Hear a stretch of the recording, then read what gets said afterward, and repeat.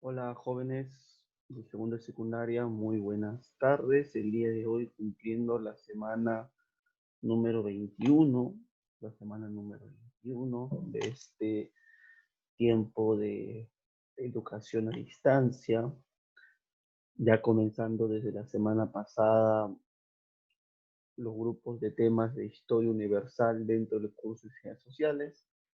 Recordarás que la semana pasada vimos la caída del Imperio Romano, explicando los reinos bárbaros o los pueblos bárbaros.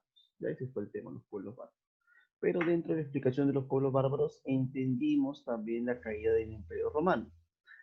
El, el día de hoy, continuando con esta sucesión de temas, vamos a ver el Imperio Bizantino.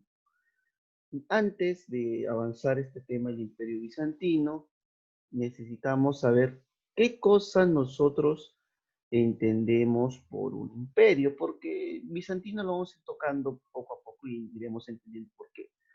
Pero, ¿a qué llamamos imperio? ¿A qué nosotros denominamos un imperio? Y nosotros denominamos a un imperio, aquel reino, a un reino que conquista otros reinos, ¿correcto? No, no se ve muy bien ese colorcito, vamos a ver si ponemos otro color. No sé, vamos a ver si nos da con blanco. Un reino, no, tampoco creo que es a ver. Un reino que conquista otros reinos. Ya, bueno, por ahí. Bueno, me están escuchando por segunda vez. Ese es un imperio. Ese es un imperio. Un reino que conquista otro reino. Cuando un reino conquista otro reino, se denomina imperio. Se denomina imperio, ¿correcto? Entonces, eso hay que entender. Por eso llamamos imperio, porque este imperio bizantino, este reino bizantino conquistó otros reinos y ahí se autodenominó imperio. ¿Sí? Muy bien. ¿Cómo surgió el imperio bizantino? ¿De qué manera surgió el imperio bizantino? Y lo veremos y lo repetiremos en la clase pasada, por eso es importante entender la clase pasada. Recuerda, todo esto que voy a marcar de color rojo, todo esto que voy a marcar de color rojo, era el imperio romano. Pero apareció un emperador llamado Teodosio en el año 395 después de Cristo. Es decir, mira, es complicado controlar tan grandes reinos. Entonces vamos a dividirlo, uno a uno de mis hijos y el otro a mi otro hijo. Y de esta manera dividió el imperio romano.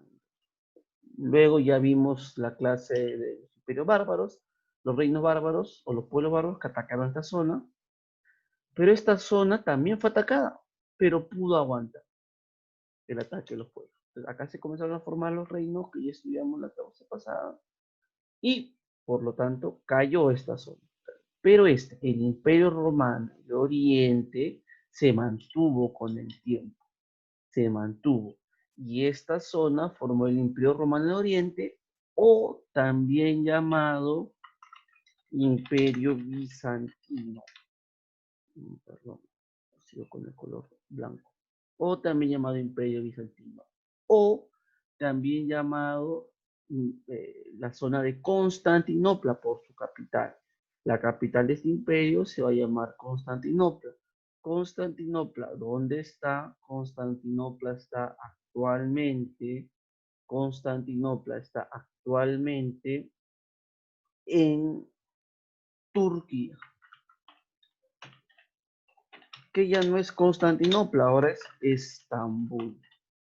¿Correcto? Ahora es Estambul. Ahora, pero en ese tiempo era Constantinopla. En ese tiempo. Entonces, así se originó el Imperio Bizantino, por la división de este emperador que lo dividió entre sus hijos. Así, vale. Acabó. Muy bien. Seguimos. Bueno, así era Constantinopla visto de una manera más cercana, date cuenta, rodeada por mar, por el Cuerno de Oro, llamado el Cuerno de Oro, esta zona rodeada por mar, y acá toda esta zona amurallada. Entonces es muy complicado ingresar, porque por mar fácilmente se puede botar a los barcos y por tierra, si está muralla, es complicado. Por eso, esta zona de Constantinopla va a durar 1000 años. Este imperio va a durar 1000 años. ¿Dejo entender? Va a durar 1000 años en la historia. ¿Sí? 1000 años en la historia. Sí. Eh, a nivel general entonces, en el término económico, el imperio bizantino se caracteriza por la agricultura y el comercio marítimo terrestre, es un imperio muy comercial, y además la moneda con la que usa se llama el bisante de oro, esa es su moneda de uso, ¿sí? Eh, el imperio bizantino se dividió en temas, que es una provincia, o sea, acá llamamos provincia, y le llaman temas, con H, temas. Eh, los jefes de ese entonces tenían que ser políticos militares y eran estrategas de guerra. O sea, un jefe de un tema no era un necesariamente político, sino también debería saber cuestiones de guerra, propio de la época. Y el emperador es un emperador o basilio, tiene un poder tipo teocrático y absoluto. Y te explico esos dos conceptos. Teo, Teo es Dios, crático gobierno, gobierno de Dios, quiere decir que el emperador es el representante de Dios en la tierra, es el representante de Dios en la tierra. Y absoluto porque todo lo que dice el emperador se debe cumplir, todo lo que dice el emperador se debe cumplir. A nivel religioso, el imperio bizantino adopta el cristianismo como religión oficial. Y en términos religiosos se da un acontecimiento importante, el famoso cisma de Oriente. ¿Qué es un cisma? Una división. La iglesia cristiana se divide en dos. Y te voy a explicar acá a un costado. La iglesia cristiana se divide en dos. Tan, tan, tan, tan. Los cristianos ortodoxos y los cristianos católicos. Muchos de nosotros somos católicos, otros tal vez serán de otra religión, pero si tú eres cristiano ortodoxo, cristiano católico. No quiero entrar a la discusión, pero profesor, los cristianos no son los testigos de Jehová, o no, no. Cristiano es aquel que sigue a Cristo. Y hay una discusión de que si los católicos no siguen realmente a Cristo y no siguen la ley de Dios, etcétera. Ya es una discusión aparte. Pero desde estos años, el año 1000, los únicos cristianos eran dos, los ortodoxos o los católicos, y antes solamente eran cristianos. Ortodoxo significa pegado a la ley, y si, como dice la Biblia, así se cumple. Y los católicos no son tan pegados a la ley, la interpretan. Católico significa universal. Entonces, vuelvo y repito, cristiano es todo que siga Cristo, y en este tiempo primero eran todos cristianos, pero por ciertas discusiones se dividen en cristianos ortodoxos y cristianos católicos, ¿no? Actualmente existen los ortodoxos, claro, actualmente existen los ortodoxos. Y por último, culturas, ¿no? Sintetiza la cultura romana, que lo vieron en primero, la cultura griega, que lo vieron en primero, la cultura persa, que lo vieron en primero, y la cultura arábica, que lo vamos a ver más adelante. Se da paralelo, lo vamos a ver más adelante nosotros, ¿no? La Roma, la Grecia y la Persia la vieron el año pasado. Si no lo vieron, me gustaría que en una clase presencial la pudiera haber explicado cortamente, pero se nos viene el tiempo si lo uso ahorita y si lo explico ahorita y nos va a conllevar que no pueda después ponerles el video en la WhatsApp. ¿Sí? Muy bien, seguimos. Seguimos. ¿Cómo se desarrolló la historia bizantina? Eh, Va a haber una edad de oro por el emperador Justiniano, él va a ser Justiniano, y con su tiempo de imperio se va a dar lo que nosotros llamamos la famosa edad de oro, la famosa edad de oro, correcto, la famosa edad de oro.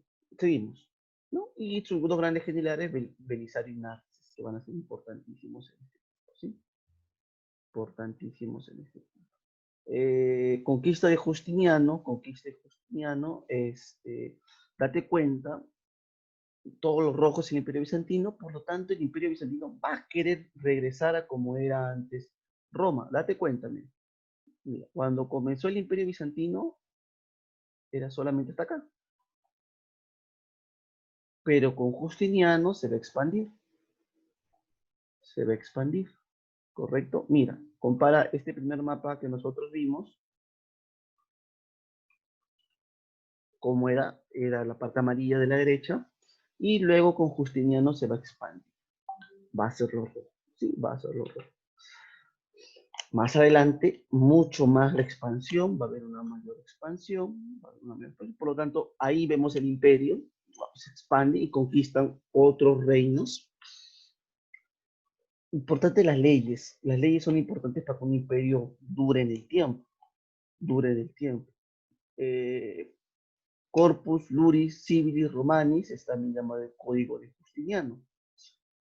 Resumida en Codex, que son recuperaciones de las leyes romanas, Institutas, que son comentarios e interpretaciones de estos codes, Pandectas o Digestos, que es manual de derecho para cómo un jurista o un encargado de leyes debe interpretar, y novelas, que son las nuevas leyes que va introduciendo Justiniano, que va introduciendo Justiniano, ¿sí? La parte artística muy importante, y la parte artística más importante va a ser la iglesia de Santa Sofía, la iglesia de Santa Sofía, correcto, que significa Santa Sabiduría. ¿Cuáles fueron los aportes culturales de Bizancio? Vamos a ver los que son importantes. La recopilación del derecho romano, el resumen del derecho romano, impulsar el comercio en el mar Mediterráneo. El mar Mediterráneo es este de acá, este mar que está en el centro, mar Mediterráneo, correcto, se impulsa el comercio ahí, va a haber mejor comercialización. Se va a proteger la cultura clásica. ¿Quiénes son las culturas clásicas? Grecia y Roma. Y van a surgir nuevos estilos arquitectónicos, como la cúpula y las pechinas en las columnas. ¿Cuáles son las cúpulas? Estas son las cúpulas. Ese es un nuevo concepto arquitectónico.